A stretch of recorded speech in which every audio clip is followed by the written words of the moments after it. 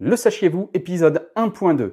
On va découvrir des Ferrari qui sont retirés à la dernière minute par leurs concurrents et une Porsche qui prend le départ alors qu'elle n'était pas qualifiée.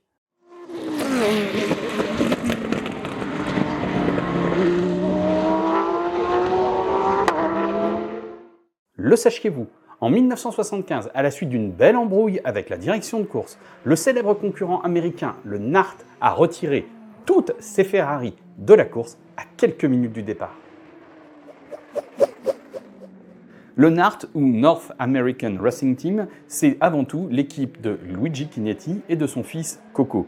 Luigi Chinetti, souvenez-vous, c'est un pilote qui a gagné 2 fois avant-guerre, en 1932 et 1934 sur Alfa Romeo, puis il a gagné dès la reprise la première victoire de Ferrari au Mans en 1949 sur la 166 MM. Quelques années après sa victoire mancelle, Luigi Chinetti fonde donc le NART. Le NART est surtout destiné à faire courir des Ferrari aux États-Unis. Mais en 1975, au moment où vont se produire les événements que je vais vous décrire, le NART, c'est depuis 1957 une présence ininterrompue aux 24 heures du Mans. Et c'est aussi la toute dernière victoire en date de Ferrari, à ce moment-là, la 9e donc, acquise par la 250 LM de Gregory Herinth. Bref, le NART, c'est l'une des écuries fétiches du public monceau qui n'a pas oublié les exploits des frères Rodriguez face à l'usine dans les années 60. Et c'est vraiment l'une des écuries majeures du plateau en 1975. D'ailleurs, 10 ans après la victoire de 1965, Luigi et Coco amènent pas moins de 4 Ferrari aux 24 heures du Mans en 1975. Oui, 4 Ferrari, mais aucune n'est identique. Ce sont toutes des modèles différents. Bonjour le bordel. Et le problème va venir de la Dino 308 GT4. En cette année 1975, le règlement des essais est assez compliqué et en plus, il a été modifié quelques jours avant l'épreuve. Donc tout est très confus. Toujours est-il que des quotas sont attribués à chaque catégorie. Donc si vous voulez, pour simplifier, il ne suffit pas de se qualifier au scratch, il faut aussi se qualifier dans sa propre catégorie. Or des catégories, cette année-là, il y en a 6 aux 24 heures du Mans. Ouais, 6. C'est pas le record, hein, il y a déjà eu plus. La Dino, pour sa part, elle est inscrite en groupe S, en sport 3 litres en fait. Et non seulement c'est la catégorie la plus fournie, mais c'est aussi la plus performante. Et c'est là que ça se complique. Le jeudi soir, l'équipe pense que la Dino est régulièrement qualifiée. Elle occupe le 48e rang, donc on plie les Gaules. On se barre avant la fin des essais.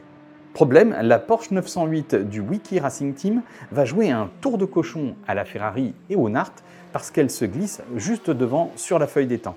Problème, c'est que le NART n'est plus là pour défendre ses chances. Ils ne savent même pas que la voiture n'est plus qualifiée. Ils vont le découvrir en arrivant au circuit le lendemain matin.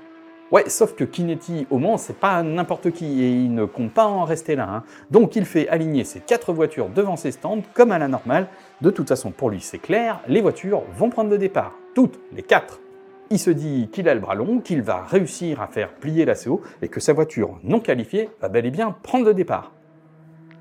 Non. C'est pas une très bonne idée en général de prendre l'ACO et ses commissaires à rebours. Non, vraiment pas. Bon, là, Chinetti, il a compris. C'est bon, la Dino ne prendra pas le départ. Donc, il est colère, il se fâche et il décide de modifier les équipages des 3 voitures en piste. Il décide de récupérer les 2 pilotes de la Dino, qui est non qualifiée, Gagliardi et Cluxton, et de les affecter chacun à l'une des 2 autres voitures. Mais il ne décide pas de former des trios sur ces 2 voitures où il va ajouter ces 2 pilotes. Non. Il ne les ajoute pas en fait. Sur chaque voiture, il va substituer un des pilotes titulaires par un des pilotes de la Dino. Problème, il choisit pour cela 2 pilotes français, mais qui sont surtout lauréats du volant ACO. Là, si Chinetti n'avait pas envie de fâcher l'ACO, va falloir m'expliquer ce qu'il avait envie de faire. Et là, la réponse de l'ACO tombe cinglante. C'est un non ferme. C'est trop tard pour modifier les équipages. Vous ne pouvez plus. Vous allez conserver vos équipages tels qu'ils sont. Sauf que le Luigi Chinetti, c'est un sanguin, faut pas le chauffer. Et donc, qu'est-ce qu'il fait? Il décide de retirer toutes ses voitures. Ouais, cette fois-ci, il se barre complètement. J'ai envie de rentrer, me foutre ma servante et terminer bonsoir. Incroyable, le NART retire les 3 voitures qui pouvaient régulièrement disputer la course. Et Luigi Chinetti, il est toujours colère, il déclare haut et fort qu'il ne remettra jamais les pieds en terre mancelle. Du moins durant 360 jours, parce que l'année suivante, il est à nouveau là avec ses voitures au départ des 24 heures du Mans.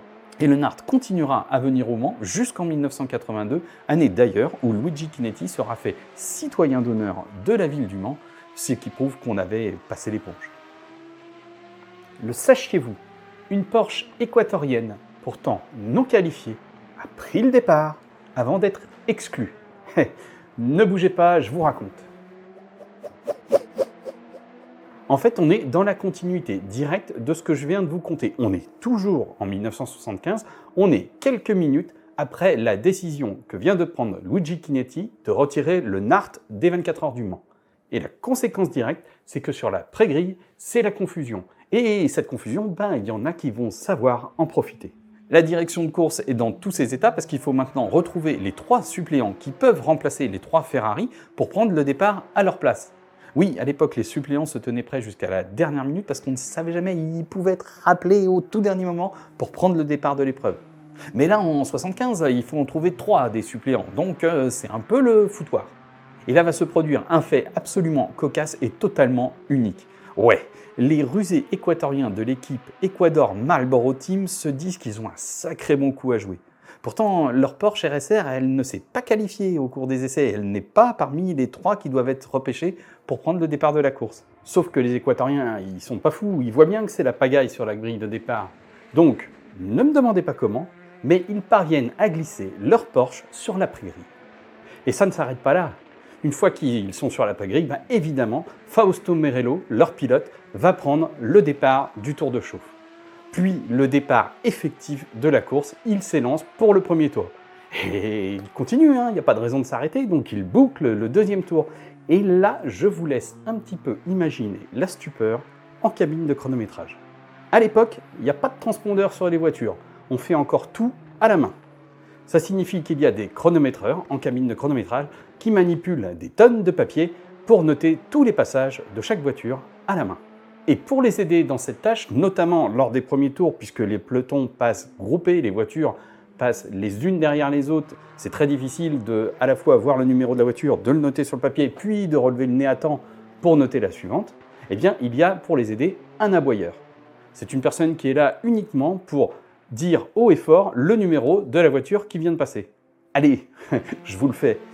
La 96, la 75, la 9, la 83, la 26. Et là, le chronométreur avec son papier. T'as dit la 9, mais j'en ai pas, moi, de 9. Ah ouais, mais j'en ai vu une pourtant. Ouais, mais moi, j'en ai pas. Bref, le temps de vérifier quelles sont les voitures admises au départ, et la direction de course constate bel et bien qu'il y a une voiture qui roule sur la piste alors qu'elle n'y est pas autorisée. Donc, à l'issue du 3e tour, le drapeau noir est présenté à Morello, ce qui signifie que la voiture qui n'était pas qualifiée, mais qui avait réussi à prendre le départ, est exclue. Vous me suivez là? Au fait, cette équipe équatorienne, elle avait engagé une 2e voiture, une Porsche 908 très spéciale. Hélas, non qualifiée elle aussi. Décidément, quand ça veut pas sourire. Mais finalement, cette équipe, elle a bien fait de forcer le destin parce que 50 ans plus tard, on parle encore de ce fait unique dans l'histoire des 24 heures du Mans. Fait unique dans l'histoire des 24 heures du Mans, certes, mais pas dans celle du sport automobile. La preuve en est apportée 2 ans plus tard, lors du Grand Prix de Formule 1, en Formule 1, avec notre ami Hans Eyer à bord de son ATS qui force un petit peu le passage au commissaire et qui se glisse sur la grille de départ du Grand Prix d'Allemagne. Il prend le départ et là, contrairement au Mans, on ne va pas le stopper. Non, c'est la mécanique qui va le stopper. Au bout de 9 tours, la transmission lâche, mais les commissaires l'ont laissé rouler. Ouais. Pilote allemand, voiture allemande, sur un Grand Prix d'Allemagne. Bon, allez, on se retrouve rapidement pour la suite et la fin de ce Le Sachiez-vous, épisode 1, qui aura été coupé en 3 épisodes. Ouais, quand même.